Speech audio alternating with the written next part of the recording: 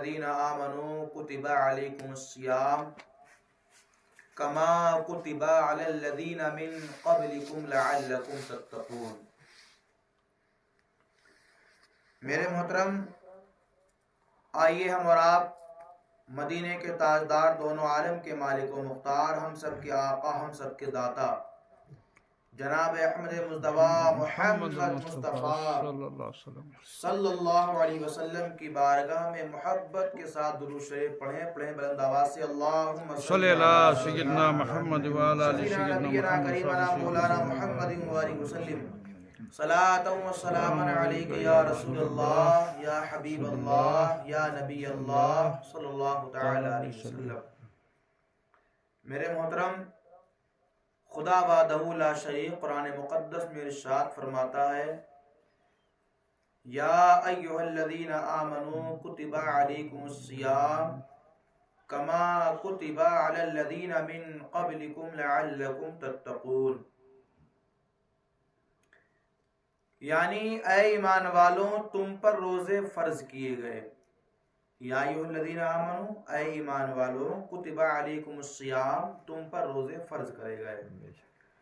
کما کتب علی الذین من قبلکم لعلکم تتقون، مفہوم یہ ہے کہ تم سے پہلے بھی جو امتیں آئیں ان کے اوپر بھی روزے فرض تھے۔ تم پر روزے فرض کیے گئے، تم سے پہلے بھی امتوں پر فرض کیے گئے۔ تو ایک تو ہم کو قرآن سے یہ بات واضح طور پر ملتی ہے کہ نماز اور روزہ، خاص طور سے روزہ، یہ کوئی نئی عبادت نہیں، بلکہ آدم علیہ السلام سے لے کر اب تک اللہ تعالیٰ کا یہ احکام چلتا چلا آ رہا ہے۔ یہ اللہ کا حکم ہے نا۔ ایک بات آپ غور کریں، اللہ رب العزت نے کچھ حکم ایسے دیے ہیں نا جو اس نے حکم دینے سے پہلے ایمان والوں کا ذکر کیا ہے۔ وَأَتِمُّوا الْحَجَّ، حج کرو، وَالْعُمْرَةَ، عمرہ کرو للہ، اللہ کے لیے، وَأَقِیمُوا الصَّلَاةَ، نماز قائم کرو۔ لیکن چند جگہوں پر اللہ نے اپنا حکم جو نازل فرمایا ہے، جو اپنا حکم امتیوں کے اوپر، بلکہ یہ کہا جائے جو اپنے نبی کے اوپر وحی نازل کی، وحی سے مراد قرآن پاک ہے۔ جب میرے مولا نے بندوں کے لیے اللہ نے اپنا حکم نافذ فرمایا، نبی کے اوپر جو کلام نازل ہوا اس کا نام قرآن ہے۔ اس قرآن میں بعض دفعہ اللہ نے جو حکم دیا، اس حکم دینے سے پہلے ایمان والوں کا ذکر کیا، کیونکہ رب تعالیٰ جانتا ہے کہ اسی دنیا کے اندر آدمی جو ہے وہ جب اپنے آپ کے اندر سوجھ بوجھ کرنے لگتا ہے، تھوڑا سا اس کے اندر مائنڈ ہو جاتا ہے، تھوڑا سا پڑھ لکھ جاتا ہے، تو کچھ لوگ ایسے ہوتے ہیں اللہ کے قانون کے خلاف چلنے لگتے ہیں۔ ایسا ہوتا ہے نا۔ اور عربی جو ہے نا، قرآن مقدس عربی میں ہے، لیکن آپ کو یہ بات واضح رہے، قرآن جو ہے وہ عربوں کو چیلنج کرتے ہوئے اللہ نے نازل فرمایا ہے۔ یہ بات آپ کے ذہن میں آنی چاہیے۔ قرآن عربوں کو چیلنج کرتے ہوئے اللہ نے نازل فرمایا۔ وہ کہہ رہے تھے نا کہ یہ قرآن کوئی اللہ کتاب نہیں ہے، یہ تو یہاں بن جائے گی، یہ تو بنا لیں گے، تو اللہ نے کیا فرمایا؟ وَإِن كُنتُمْ فِي رَيْبٍ مِّمَّا نَزَّلْنَا عَلَىٰ عَبْدِنَا فَأْتُوا بِسُورَةٍ مِّن مِّثْلِهِ وَادْعُوا شُهَدَاءَكُم مِّن دُونِ اللَّهِ إِن كُنتُمْ صَادِقِينَ۔ رب نے فرمایا، ارے یہ قرآن ہے، ایک دو چیزیں نہیں بلکہ ایک دو صورتیں نہیں، اگر تم سچے ہو تو اپنے سارے حمایتیوں کو ملا لو۔ تم سارے حمایتیوں کو ملانے کے بعد اگر تم چاہو تو قرآن جیسی ایک آیت بنا کر کے دکھا دو۔ سبحان اللہ۔ تمام ملا لو اپنوں کو، تمام لوگ مل جائیں گے۔ قسم خدا کی قرآن جیسا نہ کبھی تھا، نہ کبھی ہے، نہ کبھی ہوگا۔ واضح رہے، قرآن میں اللہ نے صاف طور سے فرما دیا کہ تم سے پہلے بھی روزے فرض تھے۔ پتہ یہ چلا اور امتوں کے پاس بھی روزے تھے، بلکہ بعض نبیوں کا زمانہ ایسا گزرا ہے، کتابوں کے اندر معلوم چلی یہ بات کہ بعض نبی دنیا میں ایسے آئے کہ ان کے امتیوں کے اوپر روزے جو تھے وہ کچھ دن کے لیے تھے، کسی کے اوپر 2 دن کے لیے، کسی کے اوپر 3 دن کے لیے، اور کسی نبی کا طریقہ یہ تھا روزہ رکھنے کا، ایک دن روزہ رکھتے تو ایک دن افطار کرتے، وغیرہ وغیرہ۔ لیکن قربان جاؤ اللہ تعالیٰ کے قانون پر اللہ نے جب اپنے حبیب پر اپنے حبیب کے ماننے والوں کے لیے حکم نافذ فرمایا تو رب نے ارشاد فرما دیا، سب سے پہلے یہ کہا یا ایھا الذین، یعنی یہ کلام لوگوں سے نہیں ہے، لوگ نہیں رکھیں گے، بلکہ اللہ نے کلام تو ایمان والوں سے کیا ہے۔ اے ایمان والوں، تم پر روزے فرض کیے گئے۔ اب پتہ یہ چلا اللہ کا حکم وہی مانے گا جو انسان ایمان والا ہوگا۔ بے شک، سبحان اللہ۔ بے شک بے شک۔ آپ ایمان والے کا معاملہ سمجھیں، اس پر بڑے جھگڑے ہو جاتے ہیں۔ میں نے پچھلے بھی جمعے میں ایک بات یہی کہی تھی، پھر کہہ رہا ہوں بڑی ذمہ داری کے ساتھ، آخر یہ مسلمان اور کافر دونوں میں کیا فرق ہے؟ بھائی اگر کافر کہہ دو نا تو لڑائیاں ہو جاتی ہیں آج تو، کہ یہ تم نے کافر کہہ دیا ہم کو۔ اور ہمارے بزرگ کسی کو کافر جب کہتے تھے تو ایسے نہیں، آج تو گلیوں گلیوں میں کفر کے فتوے لگتے گھوم رہے ہیں، پتہ ہی نہیں کیا ہے، بس کفر کا فتویٰ لگا دیا اس کے اوپر، یہ کافر وہ کافر۔ اگر سبھی کافر ہو جائیں گے پھر مسلمان کون رہے گا؟ یار ہیں یہ عجیب باتیں ہیں آج کے دور میں، نئے نویلے لوگ، نئے نویلی باتیں اور نئے نئے معاملات۔ یہ لوگ نئے ہیں لیکن دین نیا نہیں ہے، یہ بات یاد رکھنا۔ دین جو پہلے تھا، جو اب ہے، صبح قیامت تک دین وہی رہے گا، اس کو کوئی تبدیل نہیں کر سکتا ہے۔ بے شک، سبحان اللہ۔ لوگ نئے پرانے آتے رہیں گے، لوگوں کا آنا جانا لگا رہے گا، لیکن دین جو پہلے برحق تھا برحق ہے اور برحق رہے گا۔ بے شک، دین کبھی خطرے میں نہیں آتا ہے۔ آج جو یوٹیوب پر آ کر کے چیختے ہیں نا، چلاتے ہیں نعوذ باللہ دین خطرے میں، دین اسلام خطرے میں ہے، بے وقوف انسان، اسلام خطرے میں کب ہے؟ اسلام تو اللہ کا ہے، انسان خطرے میں آتا ہے، لہذا اسلام خطرے میں نہ کبھی تھا، نہ کبھی ہے، نہ کبھی ہو سکتا ہے۔ بے شک، سبحان اللہ۔ لیکن آخرکار مسلمان اور کافر میں کیا فرق ہے؟ ایمان اور غیر ایمان والے میں۔ اللہ نے بار بار یہ قرآن میں کیوں کہا اے ایمان والوں؟ بھائی رب تعالیٰ نے جب ناس کو ذکر فرمایا تو یہ کہا قل اعوذ برب الناس، اے محبوب آپ لوگوں سے فرما دیجئے۔ تو ناس کے معنی لوگ آتے ہیں، لوگوں سے کہہ دیجئے، لوگوں سے کہہ دیجئے۔ لیکن جب اپنا ایک حکم دنیا والوں پر نافذ فرمایا، جب اپنا حکم دنیا والوں پر لگایا، بلکہ یہ کہا جائے جب حکم ربی اس دنیا میں اللہ تعالیٰ نے مبعوث فرمایا تو سب سے پہلے کلام یہ کیا یا ایھا الذین، اے ایمان والو۔ تو اس میں جھگڑا کرنے والی کیا بات ہے؟ ایمان والے کون ہے، کافر کون ہے؟ تو بڑے سادہ انداز میں آپ بات سمجھیں میری، کیونکہ آپ سے ماشاءاللہ یہ روزے کا پہلا جمعہ ہے، رمضان شریف کا پہلا جمعہ ہے، تو تقریر کو آج سادہ لب و لہجے میں آپ سمجھیں کہ تقریر کا مطلب کیا ہوتا ہے۔ اگر میں کافر مسلمان کی بات کروں تو دو قسم کی گواہیاں ہیں۔ کئی قسم کی گواہیاں ہیں؟ دو قسم کی۔ پہلا کیا ہے؟ اشہد ان لا الہ الا اللہ۔ پہلا کیا ہے؟ بولو بھائی کیا ہے؟ اشہد ان لا الہ الا اللہ۔ یہ جو ہے نا اشہد، یہ صیغہ ہے۔ اشہد یعنی اس کا معنی آتا ہے گواہی دینا۔ کیا معنی آتے ہیں؟ گواہی۔ ہاں گواہی دینا۔ تو ہم نے گواہی دی ہے اشہد ان لا الہ، کہ میں گواہی دیتا ہوں اللہ کے سوا کوئی عبادت کے لائق نہیں، اللہ ہی ہے جس کی عبادت کی جائے گی، اللہ ہی ہے جس کے لیے نماز پڑھی جاتی ہے، اللہ ہی ہے جس کے لیے روزہ رکھا جاتا ہے، اللہ ہی ہے جس کی عبادت کو مکمل کرنے کے لیے ہم زکوٰۃ ادا کرتے ہیں، وہ اللہ ہی ہے جس کے قانون کے مطابق انسان حج کرنے جاتا ہے، وہ اللہ ہی ہے جس کے مطابق آدمی عمرہ کرنے کے لیے جاتا ہے، وہ اللہ ہی ہے جس کے لیے آدمی شام کے ٹائم افطار کرتا ہے، وہ اللہ ہی ہے جس کے لیے صبح کے ٹائم انسان سحری کھاتا ہے۔ پتہ یہ چلا یہ تمام عبادات جو خاص طور سے ہیں وہ صرف کس کے لیے کی جاتی ہیں؟ اللہ کے لیے۔ کس کے لیے کی جاتی ہے؟ اللہ کے لیے۔ اب یہاں پر ایک غور کرنے کی بات ہے، اور دوسری گواہی کیا ہے؟ دوسری گواہی یہ ہے اشہد ان لا الہ الا اللہ واشہد ان محمدًا عبدہ ورسولہ، واشہد ان محمدًا عبدہ ورسولہ۔ دوسری گواہی یہ ہے کہ میں گواہی دیتا ہوں کہ محمد صلی اللہ علیہ وسلم، محمد صلی اللہ علیہ وسلم اللہ کے بندے، عبد کا معنی لو یہاں پر، اللہ کے بندے اور اس کے رسول ہیں۔ عبدہ و رسولہ کیا ہے؟ عبدہ، اب یہیں پر معاملہ آ گیا ہے، یہیں پر معاملے کو آپ سمجھیں۔ جو ہمارا وہابی سے جھگڑا ہوتا ہے نا، وہ کس بات پہ ہوتا ہے جھگڑا؟ بھائی کون سے گنے توڑے؟ ہم لوگ گنے سمجھتے بھی نہیں ہوگے، کون سے ہمارے گھر میں ڈاکہ ڈالا انہوں نے؟ جو وہابیوں سے ہم کہتے ہیں یہ کافر ہے فلا فلا وہ کافر، کیا معاملہ ہے؟ وجہ یہ ہے ہم مانتے ہیں کہ محمد عربی صلی اللہ علیہ وسلم اللہ کے بندے ہیں، یہ مانتے، اس میں ماننا کوئی خرابی نہیں۔ اس لیے اگر حضور کو بندہ نہیں مانو گے تو نبی ہونا ثابت نہیں آئے گا۔ بے شک بے شک، یہ بات کو آپ سمجھو، قانون کو سمجھو، اگر حضور کو بندہ نہیں مانو گے تو نبی ہونا ثابت نہیں آئے گا۔ اس لیے نبی انسانوں میں سے ہوتے ہیں، کوئی جنات نبی نہیں، کوئی فرشتہ نبی نہیں۔ فرشتہ فرشتہ ہے، جنات جنات ہے، تو نبی جو ہے بندے ہیں۔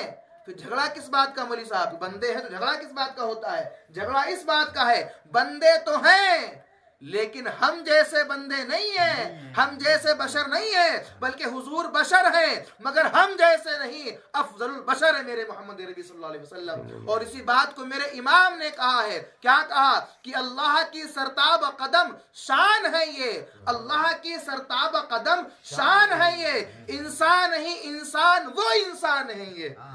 جملے کو آپ سمجھو، انسان ہی انسان وہ انسان ہے یہ۔ قرآن تو ایمان بتاتا ہے انہیں، قرآن تو ایمان بتاتا ہے انہیں، ایمان یہ کہتا ہے میری جان ہے یہ، سبحان اللہ، ایمان یہ کہتا ہے میری جان ہے، بولو بھائی، ایمان یہ کہتا ہے میری جان ہے میری یہ، جان ہے یہ۔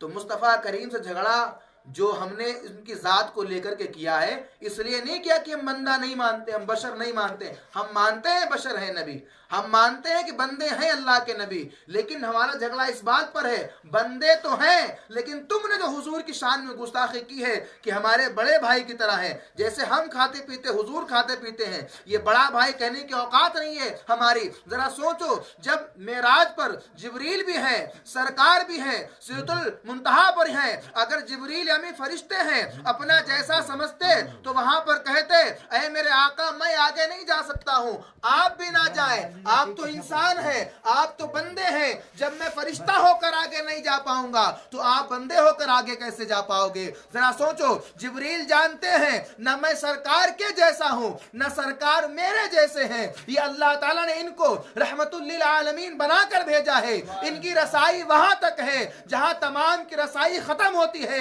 میرے مصطفیٰ کی رسائی وہاں سے شروع ہوا کرتی ہے۔ سبحان اللہ، بے شک، ہمارا بندہ ہونے پر جھگڑا نہیں ہے، ہمارا جھگڑا اسی بات پر ہے کہ تم نے حضور کو یہ کہا کہ نعوذ باللہ بڑے بھائی کی طرح ہے۔ تو یہ دوسری گواہی جو ہے نا، یہ دوسری والی گواہی جو تھی کون سی؟ وَأَشْهَدُ أَنَّ مُحَمَّدًا عَبْدُهُ وَرَسُولُهُ۔ بات کو سمجھو پہلے، جب تک بات سمجھو گے نہیں مکمل بات سمجھ میں نہیں آئے گی۔ اپنے پکڑو ان کو دے دو، جب تک تم بات جب تک آپ سمجھو گے نہیں بات کو تب تک بات آپ کے سمجھ میں بولو بھائی سمجھ میں نہیں آئے گی۔ تو پہلی گواہی کیا تھی؟ لا الہ الا اللہ، اللہ کے سوا کوئی معبود برحق نہیں ہے۔ تھوڑا اس کو میں صاف کر دوں، تھوڑا سا اس بات کو تھوڑا سا میں صاف کر دوں۔ مثال کے طور پر کبھی میں بیمار ہو گیا، کبھی میں بیمار ہو گیا، ہمارے مسجد کے نمازی لوگ ماشاءاللہ بیٹھے یہاں پر، تو انہوں نے ایک منت مان لی، انہوں نے منت مان لی کہ میرے امام صاحب ٹھیک ہو جائیں تو ہم روزہ رکھیں گے۔ مان لیا، محبت ہے ان کی، تاکہ بات کو صاف کرتی جائے، تاکہ بات کو ہاں تھوڑا سا آپ صاف کرنے لگو، بھائی مزہ ہے تھوڑا سا۔ انہوں نے منت مان لی کہ میرے حضرت اگر ٹھیک ہو گئے امام صاحب تو ہم روزہ رکھیں گے۔ امام صاحب ٹھیک ہو گئے اللہ کے فضل سے، اللہ کے فضل سے امام صاحب ٹھیک ہو گئے، امام صاحب ٹھیک ہو گئے، بھائی صاحب نے روزہ رکھ لیا، امام سے مانا تھا نا منت کا، روزہ رکھ لیا۔ اب روزہ کس کے لیے ہوتا ہے؟ اللہ کے لیے۔ انہوں نے کس لیے رکھا تھا ابھی؟ بولو بھائی، امام صاحب ٹھیک ہو جائے۔ پتہ یہ چلا روزہ تو اللہ کے لیے ہی رکھا جا رہا ہے، لیکن منت یہ تھی امام صاحب اس کی وجہ بن گئے، اللہ نے شفا دی، اللہ کا کرم ہوا، اس لیے روزہ رکھا انہوں نے۔ یہی وجہ یہاں پر ہے، جب کسی مزارات کے اوپر اولیاء اللہ کا عرس ہوتا ہے یا کہیں پر اولیاء اللہ کی یاد منائی جاتی ہے یا کسی کے نام سے نظر و نیاز دیا جاتا ہے، جیسے کہ ہم کہیں کہ کڑیوں والے سرکار کا آج جو ہے ختم شریف ہے، اس کا مطلب یہ نہیں ہوتا ہے قرآن ان کے لیے پڑھا جا رہا ہے۔ اس کا مطلب یہ ہے قرآن تو اللہ کے لیے پڑھا جا رہا ہے مگر ایصال ثواب کلیاں والوں سرکار کو پہنچایا جا رہا ہے۔ سبحان اللہ، بے شک۔ ارے بات کو آپ سمجھو، یہ تو ایویں گل ہو گئی، بات کہیں کچھ اور جاتی ہے، کہیں کچھ اور جاتی ہے۔ ایک مثال اور دوں گا میں آپ کے لیے تاکہ بات یہاں پر صاف ہو جائے۔ ایک مثال اور دوں گا، جیسے کہ عید کا ٹائم آئے گا، جب رمضان گزر جائیں گے تو عید کا ٹائم آئے گا۔ جب عید کا ٹائم آئے گا اس کے بعد میں ایک عید اور آئے گی، اس کا نام کیا ہے؟ دسو میرے کو۔ ایک عید ابھی آئے گی نا، ایک عید اور آئے، کون سی عید آئے گی؟ وہ بقرہ عید۔ خود ماشاءاللہ یاد ہے آپ گوشت کھانے کے چکر میں خوب یاد کیے بیٹھے ہو۔ کون سی آئے گی؟ وہ بقرہ عید۔ اب بقرہ عید میں کیا ہوتا ہے بھائی؟ قربانی۔ کیا ہوتی ہے؟ ہم چھری لے کر پہنچے، پیر صاحب چھری لے کے پہنچے، امام صاحب چھری لے کے پہنچے، وہ کیا پوچھیں گے؟ یہ بھائی کس کے نام سے قربانی ہو رہی ہے بتاؤ ذرا؟ تو فلاں کہیں گے فلاں فلاں نام سے قربانی ہو رہی ہے۔ نہیں کہتے ہو؟ نہیں کہتے ہو؟ کیا کہتے ہو؟ فلاں مالک نصاب ہے، مالک نصاب کی طرف سے ہو رہی ہے۔ یاد رکھو مالک نصاب کی طرف سے قربانی ہو رہی ہے، چاہے پیر صاحب ہو، چاہے امام صاحب ہو، چاہے خطیب صاحب ہو، چاہے مفتی صاحب ہو، وہ نام ملائیں گے بعد میں۔ نام ملانے سے پہلے اس ذبح کا ٹائم پر اس جانور کے اوپر کہا جاتا ہے بسم اللہ اللہ اکبر۔ جب تک اللہ کے لیے ذبح نہ کیا جائے گا تب تک جانور حلال نہیں ہو سکتا ہے۔ بس نسبت ہے، یہ نسبت لگا دی گئی ہے کہ مالک نصاب کی جانب سے ہے۔ پتہ یہ چلا بزرگوں کے لیے ایصال ثواب کرنا یہ نسبت ہے، ہم ان کو خدا سمجھ کر نہیں جاتے بلکہ ان کے پاس خدا کا بندہ سمجھ کر جاتے ہیں۔ آپ بات کو سمجھو واضح طور پر۔ عبادت جو ہم کرتے ہیں، قربانی ایک عبادت ہے نا، تو کس کے نام سے ہوتی ہے؟ وہ اللہ کے لیے ہوتی ہے۔ بس ایک نام ہے کہ دوسرے کی نسبت لگ جاتی ہے۔ ایسے ہی روزہ میں نے کہا یہ رکھتے ہیں منت کے بنا پر، لیکن وہاں جو روزہ رکھا جائے وہ بھی اللہ کے لیے رکھا جا رہا ہے۔ کسی نے یہ کہا میرا بیٹا ٹھیک ہو جائے تو ہم 10 رکعت نماز پڑھیں گے، تو وہ جو 10 رکعت نماز نوافلہ ہو گئی وہ بھی اللہ کے لیے پڑھی جا رہی ہے۔ پتہ یہ چلا اگر صحیح معنوں میں کوئی مستحق عبادت ہے تو وہ کون ہے؟ کون ہے؟ اللہ اللہ رب العزت۔ ٹھیک ہے نا، یہ ایک گواہی ہوگی۔ دوسری گواہی میں نے کیا بتائی تھی؟ وَأَشْهَدُ أَنَّ مُحَمَّدًا عَبْدُهُ وَرَسُولُهُ۔ اب مان لینا، یہ دو گواہیاں مان لینا، پھر میرا جملہ سمجھو، یہ دو گواہیاں مان لینا، اقرار کر لینا۔ کیا میں نے کہا؟ اقرار کر لینا۔ جس نے مان لیا ماننے والے کو مسلمان کہا جاتا ہے۔ آمنا یومنو ایمانن، یہ ایک صیغہ ہے۔ کیا ہے؟ بولو بھائی، ایک صیغہ ہے۔ کیا ہے یہ؟ صیغہ ہے عربی کا۔ اور تسی گل دسو، ایک عربی سمجھنے کے لیے عربی والی کھوپڑی بھی ہونی چاہیے۔ یہ ہر کسی کھوپڑی کے اندر بات سمجھ میں نہیں آئے گی کہ سامنے والا کیا بول رہا ہے۔ آمنا یومنو ایمانن فہو مومن۔ اب اسی آمنا یومنو سے ایمان والا بھی بنا ہے اور اسی آمنا یومنو سے مومن بھی بنا ہے۔ پتہ یہ چلا کہ مومن بننے کے لیے، مسلمان بننے کے لیے پہلے ان دو گواہیوں کا اقرار کرنا ضروری ہے۔ اب جس نے اقرار کر لیا، جس نے اقرار کر لیا کہ میں نے مانا اللہ کے سوا کوئی عبادت کے لائق نہیں، میں گواہی دیتا ہوں کہ محمد اللہ کے بندے اور اس کے رسول ہیں۔ یہ دو قسم کی گواہی ہے نا۔ جو اللہ کو نہ مانے اس نے انکار کر دیا۔ کیا کر دیا؟ انکار کر دیا۔ تو اس انکاری کی وجہ سے اس کو کہتے ہیں وہ کافر ہو گیا۔ انکار کرنے والے کو کافر کہتے ہیں۔ اب بات کو سمجھو تھوڑا سا، ماننے والے کو ایمان والا کہتے ہیں۔ اسے ایمان والے سے بنا مسلمان۔ کیا بنا؟ ہاں، آج تو مسلمان بہتیرے گھوم رہے ہیں، داڑھی بھی ہے، ٹوپی بھی ہے، جبہ بھی ہے، صافہ بھی ہے، پگڑی بھی ہے، مسلم بھی کھا رہے ہیں، یہ بھی ہے وہ بھی ہے، تو کیا مسلمان ہو جاؤ گے؟ داڑھی رکھنے کا نام مسلمان تھوڑی نا، وہ تو مسلمان ہونے بعد کی باتیں ہیں۔ یہ تو ساری بعد کی باتیں ہیں۔ پہلے بات اس بات کی آئے گی کہ آپ کے اندر اللہ کی گواہی موجود ہونا چاہیے، کہ آپ کو پہلے ماننا ہے کہ اللہ کے سوا کوئی عبادت کے، بولو بھائی، عبادت کے۔ اور دوسری گواہی کیا ہے؟ وَأَشْهَدُ أَنَّ مُحَمَّدًا عَبْدُهُ وَرَسُولُهُ، کہ میں گواہی دیتا ہوں کہ محمد عربی صلی اللہ علیہ وسلم اللہ کے بندے اور اس کے رسول ہیں۔ دو قسم کی گواہی۔ اب گواہی کو مان لیا، گواہی کو مان لیا، اور اس ماننے کے نام سے ہو جائے. جب گواہی کو مان لیا تو اب گواہی کو ماننے کی وجہ سے آپ ہو گئے مسلمان. کون ہو گئے؟ جب تک یہ گواہی اقرار نہیں کرو گے تب تک اسلام کے دائرے میں آپ داخل ہی نہیں ہو. بے شک بے شک اسلام کے دائرے میں داخل نہیں. بولو بھائی، اسلام کے دائرے میں داخل ہی نہیں ہو. تو ان دو گواہیوں کا اقرار کرنا ہے پہلے. جب آپ نے دو گواہیاں مان لی تو اللہ نے ان دو گواہیوں جنہوں نے مان رکھی ہیں ان کے لیے کہا گیا یا ایھا الذین آمنو کتب علیکم الصیام، اے ایمان والو تم پر روزے فرض کیے گئے. کما کتب علی الذین من قبلکم لعلکم تتقون، تم سے پہلے جو امتیں آئی تھیں ان کے اوپر بھی روزے فرض تھے، ان پر بھی روزے. لیکن جس طرح اس امت کو، جس طرح اس نبی کے ماننے والے ان امتیوں کو یہ پورا رمضان کا مقدس مہینہ ملا ہے، ایسا مہینہ اس سے پہلے کسی کو عطا نہیں کیا گیا. سبحان اللہ سبحان اللہ سبحان اللہ. یاد رکھو، جس کسی نے اپنے گھر کے اندر کسی روزے دار کو یہ مت دیکھو کہ چھوٹا ہے کہ بڑا ہے، کالا ہے کہ گورا ہے، اپنا ہے کہ پرایا ہے، یہاں کا ہے کہ باہر کا ہے، یہ مت دیکھو. اگر وہ روزے دار ہے اور تم نے اسے افطاری کرا دی تو جتنا ثواب روزہ رکھنے والے کو ہے اتنا ہی ثواب افطاری کروانے والے کو ملے گا. سبحان اللہ بے شک. لیکن اس کا الٹا مطلب مت سمجھ لینا کہ لوگ الٹی باتیں سمجھتے ہیں بہت جلدی. الٹا مطلب مت سمجھنا کہ روزہ نہ رکھو اور افطار خالی کرا دو روزے کا ثواب مل جائے گا. سبحان یہ بات بتانا ضروری ہے نا، آدمی الٹی بات سمجھ جاتا ہے.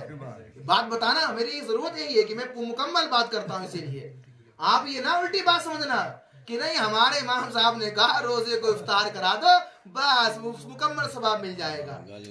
ماں باپ کا چہرہ دیکھنا، میرے آقا کریم کا حدیث پاک ہے، کیا ہے کہ ماں باپ کا چہرہ دیکھنا حج کا ثواب ہے. تو تسی دسو کیا ماں باپ کا چہرہ حاجی صاحب تم کو بولیں گے کیا؟ اگر ماں باپ کا چہرہ دیکھ لو گے تو کیا تمہیں حاجی صاحب کہا جائے گا؟ میرے محترم وہ ثواب کے لیے ہے. کیا ہے؟ ثواب ملنا اور ہے، کام کرنا اور ہے. جب بندہ کام کرے گا تو اللہ کی بارگاہ میں اور زیادہ مقبول ہو جائے گا. سبحان اللہ سبحان اللہ. بعض دفعہ ہم اناؤ ضلع میں تھے تو میں نے ایک بات ایک صاحب تھے ان سے سنی، تو بڑے وہ اڑیل آدمی تھے. ایک نا اڑیل، اپنے علاوہ کسی کے نہ مانے بات، اسے اڑیل کہتے ہیں ہم لوگ. بڑا اڑیل آدمی تھا وہ، اپنی بات ماننا خالی. تو بولے ہم کسی کے یہاں افطار میں جاتے نہیں مولانا. تو میں نے کہا بھائی چچا کاہے نہیں جاتے افطار میں؟ بولا روزہ ہم نے رکھا، پیاس برداشت ہم نے کری، بھوک ہم نے برداشت کری، اور روزہ کسی اور کے یہاں کھولے ثواب اسے مل جائے گا. بے شک. بڑا اڑیل آدمی تھا وہ. میں نے کہا نہیں چچا ایسا نہیں ہوتا ہے، جس نے روزہ رکھا ہے اس کا ثواب کاٹا نہیں جائے گا، اس کے ثواب سے کمی نہیں ہوتی ہے. یہ اللہ کی رحمت ہے، تم لیتے لیتے تھک جاؤ گے، اللہ کی رحمت میں کوئی کمی پڑنے والی نہیں ہے، نہیں ہے، نہیں ہے. سبحان اللہ. بے شک. اس کی بارگاہ میں کوئی کمی، تم تھک جاؤ گے لیتے لیتے، تمہارے پاس جگہ کم پڑ جائیں گی، لیکن وہ دینے پر جب آتا یہ فرماتا ہے ان اللہ، بے شک اللہ رب العزت بغیر حساب کتاب عطا کر دیا جاتا ہے. ان اللہ یرزق من یشاء بغیر حساب. جب اللہ تعالیٰ کسی کو دینے پر آتا ہے تو بنا چوں ٹی کوں یہ سب کرنے سے بغیر مانگے اللہ تعالیٰ عطا کر دیا کرتا ہے. سبحان اللہ. تمہارے پاس کوئی چیزیں کوئی لینے کے لیے جائے کہ بھائی ہمیں تمہاری بائک چاہیے یا تمہاری گاڑی چاہیے وغیرہ وغیرہ، تم 10 سوال کرو گے کہاں تک جاؤ گے، کہاں تک جاؤ گے، واپس کب آؤ گے، اس سے آگے تو نہیں جاؤ گے. سوال تو نہیں سوال ہوتے، 1000 قسم کے سوال کرو گے، اس سے 1000 قسم کے کرو گے، اور جب وہ واپس آئے تو ہلا کے بھی تو تیل باقی ہے کہ نہیں باقی ہے. 1000 بار کہو گے یا تو اسے تیل بھی نہ ڈلا پائے کیوں بے کر لے گا، دوبارہ دو گے بھی نہیں اس کو. لیکن میرے مولا کا یہ فرمان علی شان ہے، یہ بات انسانوں کی نہیں ہے، یہ بات تو میرے رہبر کی ہے، یہ بات تو میرے آقا کی ہے، یہ بات تو سلطان دو جہاں کی ہے، جو اس کی امت میں پیدا ہونے والا صحیح امتی ہے. وہ اللہ تعالیٰ جب مانگے گا بغیر کی کوں، یعنی بغنا کوئی سوال کہ اللہ تعالیٰ اتنا دے گا، تمہارے پاس کمی ہو جائے گی، اللہ کے پاس کوئی کمی نہیں ہو سکتی. سبحان اللہ. بے شک. آپ بات کو سمجھو تو خدا را بات کو مکمل سمجھو. روزہ رکھنا اور افطار کرانا دونوں الگ الگ ثواب ہیں. روزہ رکھنے والے کو جو ثواب ملے گا افطاری کرنے والے کو بھی اتنا ثواب ہوگا. روزہ رکھنے والے کے ثواب میں کوئی کمی پیدا ہونے والی سبحان اللہ بے شک نہیں ہے. اور میں ایک بات اور آپ کو بتاؤں بڑی محبت کے ساتھ بڑے خلوص کے ساتھ کہ میرے محترم یہ روزے کیوں نازل فرمائے. آئیے قرآن سے پوچھتے ہیں, قرآن اے رب کے کلام یہ روزے ہم پر کیوں آئے, کیا وجہ ہے؟ تو رب کا قرآن خود کہتا ہے یا ایھا الذین آمنوا کتب علیکم الصیام کما کتب علی الذین من قبلکم لعلکم تتقون. سبحان اللہ بے شک یہ روزے اس لیے فرض کیے گئے تاکہ تم پرہیزگاری پر پہنچو. سبحان اللہ کہاں پہنچو؟ پرہیزگاری. اپنے اندر تقوی اختیار کرو, اللہ کا ڈر اختیار کرو. اللہ رب العزت وحدہ لا شریک جو خالق ہے مالک ہے اس سے ڈرو. یہ سارا معاملہ اللہ کے ڈر ہی کا ہے. بے شک. تسی موٹی موٹی بات سمجھو, جب تک آدمی کے اندر اللہ کا ڈر نہیں ہے, جب تک آدمی کے اندر اللہ کا ڈر نہیں ہے, صحیح معنی میں یہی کہا جائے تب تک وہ اللہ کا بندہ بننے کے لائق نہیں ہے ہی نہیں. سبحان اللہ اس کا ایمان ہی مکمل نہیں ہے. پہلا کام یہ اللہ کا رب العزت ڈر تقوی اندر ہونا چاہیے. لعلکم تتقون تاکہ تم پرہیزگاری پا جاؤ. اب روزہ رکھنے کے بعد ہماری پرہیزگاری کیا بنتی ہے؟ کیا کوئی کام ایسا ہے کہ ہم نے روزہ رکھنے کے بعد نیا شروع کیا ہو اور گناہوں میں کمیاں کی ہوں اپنے؟ اگر ایسا ہم نے کیا ہے تو سبحان اللہ, سبحان اللہ ایسا کیا ہے تو سبحان اللہ, اور نہیں کیا ہے تو پھر میرے محترم بڑی خرابی ہے, بے شک پھر بڑی خرابی ہے. روزہ رکھنا پرہیزگاری کا نام ہے, روزہ رکھنا خالی بھوکے رہنے کا نام. نہیں ہے ہاں یہاں موٹی موٹی بات سمجھو. بے شک قرآن خود کہہ رہا ہے لعلکم تتقون تاکہ تم پرہیزگاری پا جاؤ. یہ پرہیزگاری ہے کیا؟ کن کن باتوں سے پرہیز کرنا ہے؟ یاد رکھو میرے دوستوں, جس طرح سے انسان روزہ رکھتا ہے اللہ رب العزت کی بارگاہ میں ہم نے کھانے کو چھوڑا ہے, پینے کو چھوڑا ہے اللہ کے حکم کے مطابق, اللہ کے حکم کے مطابق. اور شام کو جب افطاری کا ٹائم آتا ہے, اور یہ کیا بھی کرو آپ لوگ, کیا کیا کرو؟ افطاری کا سامان سامنے رکھا کرو, افطاری کا سامان سامنے رکھا ہو. میں نے ایک بار نیچے بھی ایک بات کہی, پھر کہہ رہا ہوں آپ سے. حضرت موسیٰ علیہ السلام جو ہے نا وہ کلیم اللہ ہے. کون ہے وہ؟ کلیم اللہ. کلیم اللہ کیوں کہتے ان کو؟ وہ اللہ تعالیٰ سے کلام کرتے, اللہ تعالیٰ سے باتیں کیا کرتے, اسی لیے ان کا لقب کیا پڑا؟ کلیم اللہ, اللہ سے کلام کرنے والا. تو موسیٰ علیہ السلام نے عرض کی مولا جتنے تیرے قریب میں ہوا ہوں اتنا قریب تو کوئی نہیں ہوا ہے. بھائی موسیٰ علیہ السلام قریب تھے نا زیادہ, اللہ تعالیٰ سے باتیں کیا کرتے؟ اللہ تعالیٰ کے نور کی تجلی, سبحان اللہ سبحان اللہ اللہ تعالیٰ کے نور کی تجلی. تجلی. ہاں. اور اگر تجلی کو میں سمجھاؤں تو اس طرح, کیونکہ اللہ کے مثال ہم دے ہی نہیں سکتے. اللہ اللہ ہے, اس کے جیسا نہ کوئی تھا نہ کوئی ہے نہ کوئی ہوگا ہے. تو اللہ کی تجلی کو ہم کیسے سمجھیں؟ آپ یوں سمجھو جس طرح سورج کی روشنی ہم تک آتی ہے, یوں سمجھو کہ سوئی کے نوکے کے 1000 ٹکڑے اگر کیے جائیں تو اس کا ایک درجے کے مقابل بھی نہیں, اس سے کم کی تجلی اللہ نے جب موسیٰ کے کہنے پر دکھائی تو موسیٰ نے اللہ کی تجلی کو بھی نہ دیکھ پایا, وہیں گر گئے, بے ہوش ہو گئے. بے شک بے شک لیکن وہ نبی, سبحان اللہ. لیکن وہ نبی سبحان اللہ. جس کے تلووں کا دھوبن ہے آب حیات. سبحان اللہ. آپ اندازہ لگاؤ پہلے, وہ نبی جس نے جب نبی سے لوگوں نے اللہ کے بارے میں سوال کیا کہ تم جو اللہ اللہ کر رہے ہو کیا خدا کو دیکھا بھی ہے؟ قربان جاؤ اپنے حبیب پر. اللہ کے نبی فرماتے ہیں وَرَأَيْتُ رَبِّي فِي أَحْسَنِ صُورَةٍ کہ میں نے اپنے رب کو حسین جمیل انداز میں دیکھا ہے. سبحان میرے اللہ. امام اسی لیے کہتے ہیں اور کوئی غیب کیا تم سے نہا ہو بھلا, اور کوئی غیب کیا تم سے نہا ہو بھلا, جب نہ خدا ہی چھپا تم پہ کروڑوں سلام. بے شک بے شک نبی کی عطائیں دیکھنا دیکھو پہلے. بہرحال بات تھوڑی سی اور آگے بڑھاتا ہوں میں. تو موسیٰ نے کیا کہا کہ اتنا قریب کوئی نہیں ہوا, تو مولا کا ارشاد ہوا کہ اے موسیٰ تمہارے میرے درمیان جو تم مجھ سے کلام کر رہے ہو तुम्हारे मेरे दरमियान तो 70 पर्दों का फासला है, हाँ हाँ हाँ हाँ 70 पर्दों का फासला है, लेकिन तुम्हारे बाद एक उम्मत पैदा होगी, सुभान अल्लाह तुम्हारे बाद एक उम्मत पैदा होगी। हमारे नबी आखिरी नबी और हम लोग हैं आखिरी उम्मती। हम लोग क्या हैं? आखिरी उम्मती। अब इसके बाद ना तो कोई नबी आएगा ना कोई उम्मत आएगी, ना कोई नबी आएगा ना कोई, और इसीलिए कहा वो हर आलम की रहमत है किसी आलम में रह जाते, वो हर आलम की रहमत है किसी आलम में रह जाते, ये उनकी मेहरबानी की आलम पसंद आया। वो आखिरी नबी की आखिरी उम्मत है ये। तो मेरे मौला ने इसी तरफ इशारा किया, इसी उम्मत के लिए कहा कि ऐ मूसा एक ऐसी उम्मत आएगी और उनमें मैं ऐसा एक महीना भेजूंगा, सुभान अल्लाह उनमें मैं एक ऐसा महीना भेजूंगा जिसको रमजान का महीना कहा जाता है, और उसमें मैं एक ऐसा टाइम लाऊंगा, सुभान अल्लाह सुभान एक ऐसा टाइम लाऊंगा जिसको इफ्तार का टाइम कहा जाता है।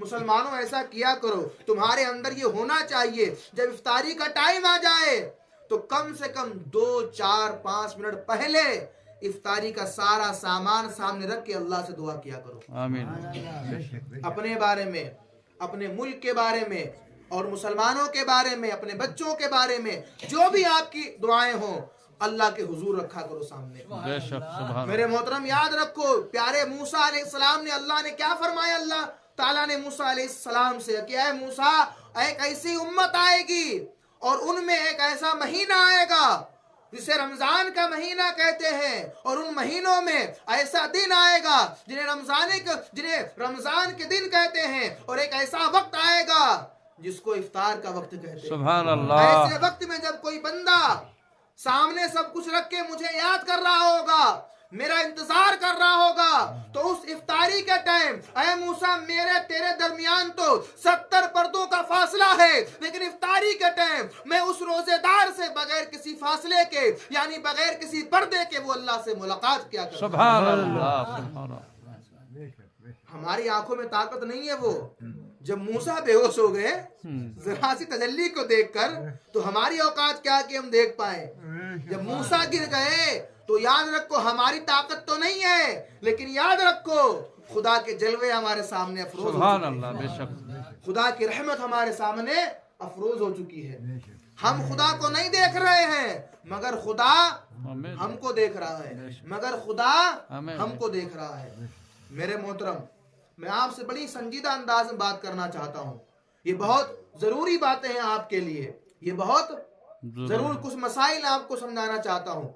एक तो मसला ये सबसे बड़ा है कि ना तो आप मुझे रोज मिलते हो ना हम रोज मिलते हैं आपको। अरे हम तो मिल जाएंगे, कभी मिलने तो आओ कम से कम। हम कौन से भागे जा रहे हैं यहाँ से, लेकिन में जो तुम्हारा रवैया यही रहेगा तो मुश्किल हो जाएगा तुम्हारे सामने रुकना यहाँ। तो फिर मुश्किल, फिर फायदे क्या आलिम रखने से यहाँ पर। जब तुम इल्म नहीं हासिल करोगे, आओगे नहीं, पढ़ोगे नहीं, तो हमको क्या खाली बस नमूना बना के बिठा दिया है कि नमूने की तरह बैठ गए हो, बस नमूने की तरह बैठे रहो। आलिम का खामोश रहना, आलिम का खामोश रहना यही उसके लिए मौत है। ये छोटी बात नहीं कर रहा हूं मैं।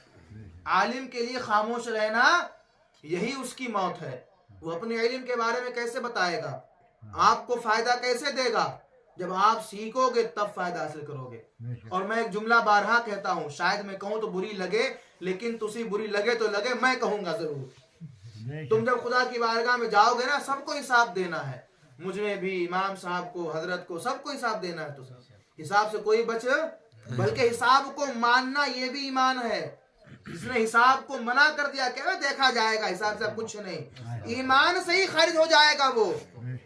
याद रखना, हिसाब व किताब, जन्नत दोजख ये वो दायरे हैं जो मुसलमान बनने के लिए इनकी गवाहियां, बोलो भाई, इनकी गवाहियां जरूरी है, फर्ज ऐन है। जब तक गवाही का इकरार नहीं करोगे तब तक मुसलमानी नहीं बन सकते हो। याद रखो मेरी बात। आज किसी गैर को ना करो फलाना काफिर, फलाना काफिर, फलाना तो काफिर बात की बात है। पहले तुम्हारे अंदर बुराई घुसी हुई है, उसको तो दूर करो अपने अंदर की। बेशक बेशक जब तक किसी के अंदर मुकम्मल कुफ्र ना पाया जाए, یہ بھی سن لو کان کھول کر، جب تک کسی کے اندر مکمل کفر نہ پایا جائے تب تک چاہے وہ کوئی امام ہو، چاہے وہ کوئی پیر ہو، چاہے کوئی خطیب ہو، اس کے خلاف تب تک کفر کا فتویٰ جاری نہیں کیا جاتا ہے۔ بے شک ایسے نہیں کسی کو دیکھا ہو کافر کافر کہنا شروع کر دیا، جب تک ٹھوس دلیل موجود نہ ہو۔ میں ایک بات کہوں آپ سے، اس کو سننا ذرا غور سے، یہ بڑی بڑی بات کر رہا ہوں میں آپ سے، اور یہ بڑی گہرائی کی بات کر رہا ہوں میں آپ سے۔ اسلام کی گواہی کے لیے ایک انسان چاہیے، جیسے کہ چاند ہوا کہ نہیں ہوا، اس کے لیے کیا چاہیے؟ دو لوگ گواہ ہونا چاہیے۔ ایک گواہی کے لیے دو گواہ چاہیے، ایک گواہی کے لیے یعنی چاند ہوا نہیں ہوا یہ گواہی ہے نا، تو گواہی تو ایک ہی ہوگا نا، چاند ہوا نہیں ہوا، اور اس ایک گواہی کے لیے کیا چاہیے؟ دو گواہ چاہیے۔ سمجھے میرے بات کو؟ یہ صرف صدیق اکبر کو ہے کہ اگر صدیق کسی کے بارے میں تنہا کہہ دے تو ان کی گواہی قبول ہے، سبحان اللہ۔ اور وہ میں نے بتایا کس لیے بغیر، وہ لمبا واقعہ ہے۔ بہرحال بات کو سمجھو، اسلام میں اصول ہے کہ دو گواہ ہونے چاہیے کسی کام کو بولنے کے، اور ان دونوں گواہوں کی شرعی حیثیت مکمل ہونی چاہیے۔ ہاں جی، ایسے نہیں خالی اٹھ کے چلے آئے ہم نے دیکھا ہماری گواہی مان لو، ہو گئے اپنے گھر کے چودھری تم۔ دین کے لیے نہ تم کوئی چودھری ہو، نہ تم کوئی منسٹر ہو، نہ تم گورنر ہو، بس اگر تم واقعی میں ہو تو دین کے رہبر بن جاؤ، دین کے رہنما بن جاؤ۔ اگر محمد عربی کے غلام بن گئے تو پھر سمجھ جاؤ محمد عربی غلامی کی برکت سے تم ہمارے سر کے تاج بن جاؤ گے۔ سبحان اللہ۔ سمجھے ہو نا؟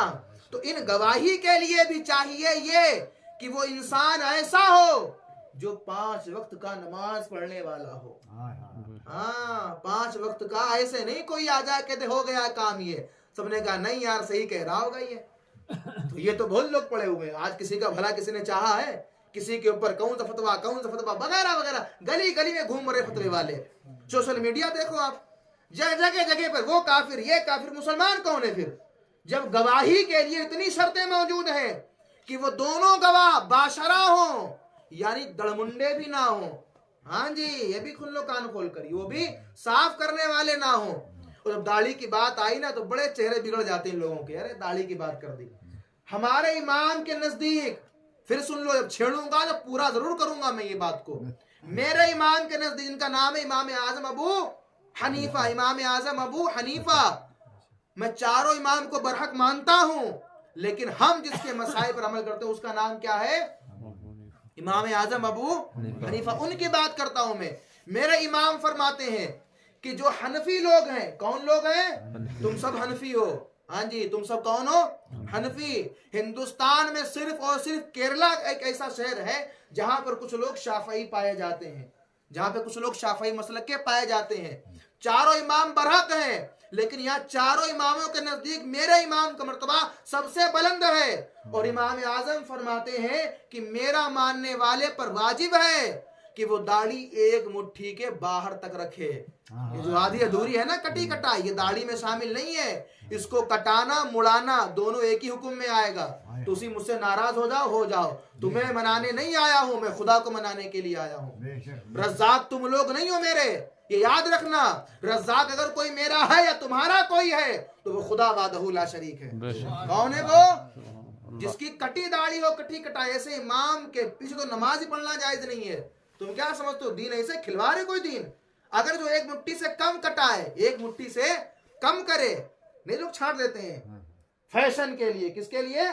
فیشن کے، بڑھیا لگے ہم تو اسی بڑھیا بننے ہو نا تو سنت کو مکمل کرو نا۔ یہ ایسی سنت ہے، یہ ایسی سنت ہے جو بالکل واجب کے قریب ہے۔ کیا ہے؟ بولو بھائی کیا ہے؟ واجب کے قریب ہے۔ ایک مٹھی سے کم اگر ہے تو مڑانے والا کٹانے والا دونوں ایک ہی حکم میں آئیں گے۔ یہ ہمارے امام کے نزدیک، امام اعظم کی بات کر رہا ہوں میں۔ سوشل میڈیا کے پر علماء جو آئیں گے ان کی میں بات نہیں کر رہا ہوں، مجھے کیا معلوم کوئی علماء شافعی ہوگا، کوئی شافعی مسئلہ کو ماننے والا، کوئی حنبلی ہوگا، کوئی مالکی ہوگا، میں ان کی بات نہیں کر رہا ہوں، بلکہ میں بات کس کی کر رہا ہوں؟ امام اعظم۔ اب بات کو سمجھو آپ لوگ، جب گواہی کے لیے اتنے تام جھام کی ضرورت ہے کہ نمازی بھی ہو، باشرہ بھی ہو، اور کھلم کھلا حرام بھی نہ کھاتا ہو، آج تو تم سجدے بھی کرتے ہو, دوسروں کا مال بھی لیے بیٹھے ہو, سجدے بھی کر رہے ہو, سجدے بھی کر رہے ہو اور لوٹانے کا ارادہ بھی نہیں کوئی ہے. اللہ معاف کرے, ہو جائے تو اس میں برائی نہیں کوئی ہے. اگر کسی کے اوپر قرض ہے, مقروض ہے کوئی, تو مقروض کی اللہ دعائیں بہت جلدی قبول کرتا ہے, لیکن مقروض وہ ہوگا جس کے اندر دینے کی طاقت اور دینے کا ارادہ بھی ہونا چاہیے. بے شک یہ نہیں کہ 3 سال لیے کسی کا بیٹھے ہو. ارے کوئی کاروبار کر رہا ہے, کوئی دکاندار ہے, کوئی کیا ہے, کوئی کیا ہے, اگر ہو گیا مسئلہ تو دینے کی کوشش بھی کرو. ایسا آدمی بھی گواہی کے لائق اسلام میں نہیں ہے. جب یہ گواہی کے لیے ایسا اسلام میں لائق نہیں ہے, پھر ذرا سوچو, ذرا غور کرو, یہ آدمی کی اوقات کیا ہے جو یہ کہے کہ نبی تو ہمارے بڑے بھائی کی طرح ہے. اسی لیے انہیں کافر کہا جاتا ہے. وہ انکار کرتے ہیں تو مان لیا تو مسلمان ہیں, انکار کیا تو وہ کون ہے؟ بولو بھائی کون ہے؟ ہاں, کسی غیر کو دیکھ کے یہ نہ کہو کفر کے فتوے لگاؤ کسی کے اوپر یوں ہی بلا وجہ فلا کافر فلا کافر. جب تک کسی کے بارے میں یقین نہ ہو جائے, کیا ہے, پختگی یقین نہ ہو جائے کہ اس کے اندر یہ پایا جا رہا ہے. اور گواہوں کے لیے 2 گواہ ایسے جنہیں شریعت قبول کرتی ہو, وہ 2 گواہ جب تک گواہی نہ دے دے کہ میں نے اپنی آنکھوں سے دیکھا ہے فلاں انسان یہ کبیرہ گناہ کرتا ہے, فلاں انسان نے اسلام کے اس دائرے کو توڑا ہے, اس کا انکار کیا ہے, تب ہمارے بزرگ کفر کا فتویٰ لکھا کرتے تھے. یہ تھوڑی ہے بلا وجہ کفر کے فتوے یہاں بٹے وہاں بٹتے گھوم رہے بلا وجہ میں, یہاں وہاں فتوے بٹتے گھوم رہے بلا وجہ میں. تو میرے محترم, اب غور کرنے کی بات یہ ہے, رمضان کا مبارک مہینہ آیا, میں کہنا یہ چاہ رہا تھا آپ سے, پرہیزگاری لاؤ لعلکم تتقون, تب تک تاکہ تم کو پرہیزگاری ملے. تم پرہیزگاری کیا کر رہے ہو؟ آج بازاروں میں آپ جاؤ, جو جھوٹ پہلے بولا جا رہا ہے بلکہ وہ اور بڑھ گیا دھڑلے سے, کمی نہیں ہوتی وہاں پر, اور زیادہ, ہاں جی اور زیادہ بڑھ جاتا ہے معاملہ بجائے کم ہونے کو. اس سے کہا نا کپڑا کتنے کا دیا, کہا 500 کا میٹر, کہ نہیں یار مہنگا ہے. ارے روزہ رکھے میں جھوٹ تھوڑی بولوں گا یار. یہ دیکھو, ایک تو روزہ بھی اس کا ہے, اپنے آپ کو روزے دار بتا بھی رہا ہے, اور اوپر سے کیا کہہ رہا ہے, قسم ہے یار روزہ رکھے ہو میں تو 500 کا تو لے کے آیا ہوں. کہ یہ برائیاں ہمارے اندر نہیں ہیں. یاد رکھو, صالح علیہ السلام, اللہ تعالیٰ کے مقدس نبی اس دنیا میں آئے, ان کی امت کے اندر سب سے خراب برائی یہی تھی, وہ سامان میں تول میں بڑی کمیاں کیا کرتے تھے. جب کسی کو سامان دینا ہوتا تو اس میں کم تولتے تھے. کسی کو دینا ہوا سامان, گھی دیا کسی کو, گندم دیا کسی کو, چاول دیا کسی کو, آٹا دیا کسی کو, کیا کم تول کے دیتے. کیا کرتے وہ, کیا کرتے وہ, کم تول کے دیتے. اور دوسری برائی یہ تھی, جب لینا ہوئی کوئی چیز, کوئی سامان لے کر آیا نا, کبھی گھی کے سارے انسان کوئی سامان لے لیتا ہے, کسی کے یہاں اخروٹ کا پیڑ ہے تو اخروٹ کے سارے کچھ سامان لے لیتا ہے, کسی کے یہاں گندم کی کھیتی ہوتی گندم کے سارے سامان لے لیتا ہے. ان کے اندر کمی یہ تھی, مجھے جب لینا ہوتا تو لینے کے ٹائم سامان زیادہ تول کر لیتے, یعنی دیتے کم تھے اور لیتے زیادہ تھے. یہی تو آج کے دور میں ہو رہا ہے. مارکیٹ میں آپ جاؤ, سب سے بڑی برائی مجھے جو نظر آتی نا آج کے دور, سب سے بڑی برائی, یہ کھل کے بات میں کرتا ہوں آپ کے سامنے, برا مانو تو مانو, لیکن مبارکباد ہے وہ لوگ جو اپنا دھندا اسلام کے طریقے سے کر رہے ہوتے ہیں. سب سے زیادہ برائی اگر ہے آج کے دور میں تو بڑی معذرت کے ساتھ کہوں گا ان لوگوں میں ہے جو لوگ گوشت کا دھندا کرتے ہیں. میں صحیح بتا رہا ہوں آپ کو, جو لوگ گوشت, سب کو نہیں برا کہہ رہا ہوں میں, لیکن زیادہ تر کیا ہے, زیادہ تر. اسلام کا اصول یہ ہے, اگر کوئی جانور بیمار ہے تو اس بیمار جانور کو ذبح بھی نہیں کیا جائے گا, اس لیے کہیں ایسا نہ ہو کہ مسلمان یا کوئی انسان کھا کے اس سے بیمار ہونا پڑے, بیمار ہو جائے. اس کا اصول یہ ہے, جب جانور کاٹا جائے اس سے پہلے دیکھا جائے اس کے اندر کوئی بیماری نہ ہو, تاکہ کسی بھائی کے اندر کوئی بیماری نہ جانے پائے. بے شک. آج آپ دیکھو بازار میں ہزاروں بکرے, لوگ تو ایسے ہوتے ہیں مرنے کا ٹائم آ چکا اس کا. بعض دفعہ تو یہ ہوتا ہے جانور مر بھی جاتا ہے, اللہ رحم کرے, کاٹنے والے کاٹ کے وہ بیچ دیتے ہیں. یہ سب سے بڑی برائی میں بتا رہا ہوں آج کے دور کی, اور کہتے ہو یہ کہ ہم مسلمان ہیں اور روزے کا واسطہ دے رہے ہو. شرم نہیں آتی ہم کو روزے کا واسطہ دیتے ہوئے؟ ایک تو ہمارے سامان میں خرابی ہے, اوپر سے روزے کا واسطہ دے رہے ہیں ہم لوگ. یہ بات یاد رکھو میرے دوستوں, جس کسی سے آپ گوشت لو, ہماری ذمہ داری یہ بھی ہے کہ ہم ٹٹولنا بھی سیکھیں تھوڑا سا. یہ نہیں ہے جہاں بھی گئے بس زبان کا ذائقہ ملا لے کے چلے آئے. کیا ہے ٹٹولنا بھی ہے. کیا کہا میں نے؟ مچھلی چاہے جس سے لے لو, کوئی بیچنے والا ہو, چاہے کوئی بیچنے والا ہو. مچھلی مردار بھی حلال ہے. مچھلی اور ٹڈی یہ دو ایسے جانور ہیں جو مردار بھی, بولو بھائی, مردار بھی حلال ہے. اس کے علاوہ جب ذبح کرنے کی بات آئے گی, چاہے بکرا ہو, چاہے مرغا ہو, چاہے جو ہے بھینس ہو, ان معاملے میں وغیرہ وغیرہ, سمجھ جاؤ, وغیرہ وغیرہ, ان معاملے میں جب آپ کسی سے جب جائیں گے تو پہلا مطالبہ یہ کرنا ہے کہ یہ بیچنے والا صحیح سنی العقیدہ ہے کہ نہیں ہے. یاد رکھو ہمارے علماء کے نزدیک, پھر میں یہ بات کہوں گا, تھوڑا لفظ کو میرے سمجھو, آپ تھوڑے الفاظ پر آپ غور دو. ہمارے علماء کے نزدیک, جو ہمارے علماء اہل سنت ہیں, ان کے نزدیک اگر کسی وہابی یا خارجی یا قادیانی یا اہل حدیثی ان لوگوں نے جانور ذبح کیا ہے تو جس طرح کافر کا جانور کھانا حرام ہے, اسی طریقے سے ان یہود و نصارہ کی ذبح کیے ہوئے جانور کھانا بھی حرام ہے. آپ بات کو سمجھو, دین کو ہلکا مت سمجھو. دین تمہاری مرضی کا محتاج نہیں ہے.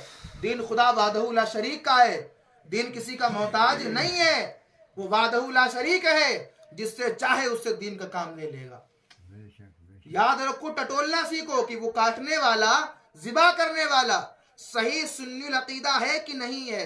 یاد رکھو یہ حرام کمائی, یہ حرام مال, یہ حرام غذا جب بندے کے اندر جاتی ہے تو یاد رکھو پھر وہ بندہ چاہے روزے رکھ لے, چاہے نمازیں پڑھ لے, چاہے حج کرائے, خدا کی بارگاہ میں پہلا عمل یہ کرے وہ جائز کھائے, اس کے بعد یہ ساری چیزیں قبول ہو جائیں گی. سبحان اللہ, سبحان اللہ. اور یہیں پر میں ایک بات کہتا ہوں آخر میں, آپ اس کو سمجھیں. ایک اللہ والا, ایک اللہ والا, بزرگ کا معاملہ سمجھ جاؤ. بزرگ جب میں کہتا ہوں تو بزرگ سے مراد عمر دراز نہیں ہے, یہ تو بہت بڑی غلطی آپ کی ہے. بزرگ سے مراد ہے اللہ والا, جس کو بزرگ کہا جاتا ہے. بزرگ کا سب سے بلند والا, کیا کہتے ہیں؟ سب سے بلندی پر جو ہے. اسی لیے قرآن کو قرآن مجید یعنی بزرگ قرآن کہتے ہیں. قرآن کا مرتبہ سب سے زیادہ, بولو بھائی, سب سے زیادہ بلند ہے. اسی لیے اللہ کہتے ہیں اللہ بزرگ ہے. کیا ہے وہ؟ بزرگ ہے. کیوں کہتے ہیں بزرگ اس کو؟ اللہ سب سے بلند ہے. تسی اگر نام لوگے بزرگ کا معنی عمر کی, تو اللہ کوئی عمر ہے اللہ تعالیٰ کی؟ اللہ کوئی عمر ہے نا اس میں, وہ عمر سے پاک, عمر سے اللہ پاک, سمتوں سے پاک, جہتوں سے پاک, جسم سے پاک, جسمانیت سے پاک. تو اللہ کے بزرگ ایک اللہ والے ان کے پاس آئے تو ان سے کہا کہ ہم آپ سے ملاقات کرنے کے لیے آئے ہیں. میری بات کو آپ سمجھیں, لہذا تھوڑا ٹائم بھی دیا تاکہ بات آپ کے ذہن میں آئے, تاکہ بات آپ کے ذہن میں بھی آئے. تو اللہ کے مقدس ولی جن کا نام تھا عبداللہ سومعی, عبداللہ سومعی, یا بعض روایتوں میں ان کا نام جو ہے اگر میرے ذہن میں نہ ہو تو ہارون رشید کے دور میں بہر الدانہ رحمۃ اللہ علیہ ہیں. بہر الدانہ کی طرف منسوب ہوتا ہے واقعہ. یہ فرماتے ہیں اس زمانے میں شیخ سعدی کا زمانہ تھا. وہ شیخ سعدی بہت بڑے امام گزرے ہمارے ملک فارس کے ہیں, اور بڑی معتبر کتابیں لکھی ہیں آپ نے, گلستاں بوستاں, جو درس نظامی کے اندر وہ کتابیں بچوں کو پڑھائی جاتی ہیں. الحمدللہ میں نے بھی پڑھی ہیں وہ کتابیں. آپ ان بزرگ کے پاس گئے, سلام کیا, جواب دیا, کہا تمہیں کھانے کے ادب معلوم ہے کیا ہے؟ لوگوں نے کہا مت ملو, یہ بیگانے لوگ ہیں. وہ اللہ والے تھے, وہ اللہ والے تھے. کہا نہیں, بزرگ سے ملاقات کیا جائے. ملاقات کرنے کے لیے گئے. جب ملاقات کی وہاں تو پوچھا کہ میں نے سنا کہ آپ کا نام شیخ سعدی ہے, کہ ہاں شیخ سعدی نام ہے. کہا بتاؤ کھانے کا ادب کیا ہے, کھانے کا ادب کیا ہے؟ تو انہوں نے کہا کھانے کا ادب یہ ہے کہ ایک پیر بچھایا جائے, ایک پیر کھڑا کیا جائے, چھوٹے چھوٹے لقمے بنائے جائیں, بسم اللہ سے شروع کیا جائے, لقمے چھوٹے چھوٹے سے ہوں, 32 بار چبائے جائیں, اس کے بعد پیٹ میں جائے. آپ نے کہا جاؤ. آپ نے کیا کہا؟ جاؤ. وہ چلے گئے. دوبارہ پھر واپس آئے, سلام کیا, کہا کون ہو؟ کہا آپ سے دین سیکھنے آئے ہیں. کیا کہا دوسرا جملہ؟ آپ سے دین سیکھنے آئے ہیں. کہا وہی سوال, کھانے کا ادب کیا ہے؟ کہا سنو, کھانے میں چھوٹے لقمے بنانا, بڑے بنانا, دونوں پیر بچھانا, ایک پیر بچھانا, بسملہ پڑھنا, یہ تو بات کی باتیں ہیں. کھانے کا سب سے بڑا رول یہ ہے, سب سے بڑا قاعدہ یہ ہے کہ وہ کھانا حلال ہونا چاہیے. سبحان اللہ, بے شک. پہلے کھانا حلال ہو, پھر چاہے چھوٹے لقمے بناؤ یا بڑے بناؤ, بسم اللہ پڑھو یا اعوذ باللہ پڑھو یا قرآن کی ساری صورتیں پڑھ دو, لیکن اس سے پہلے مسئلہ یہ ہے کہ وہ کھانا حلال ہونا چاہیے. بے شک. وہ کھانا حلال. ہاں جی. تو اپنے کھانے پہ پرہیز کرو. اور سنی آدمی, میں علماء کی بات نہیں کر رہا ہوں, جو مجھے سامنے دیکھ رہے ہیں وہ بھی, جو بیٹھے ہیں وہ بھی, میں سنی عوام کی بات کر رہا ہوں. سنی عوام, سنی علماء کے نہیں, سنی عوام کو مل جائے بکرا بس, چاہے بھلے وہ 10 کلومیٹر دور ہو, پتا ہو کہ ختم ہے بھیا, چلو وہاں تو ملے گا بکرا, کھاؤ, اللہ نے دیا خوب کھاؤ.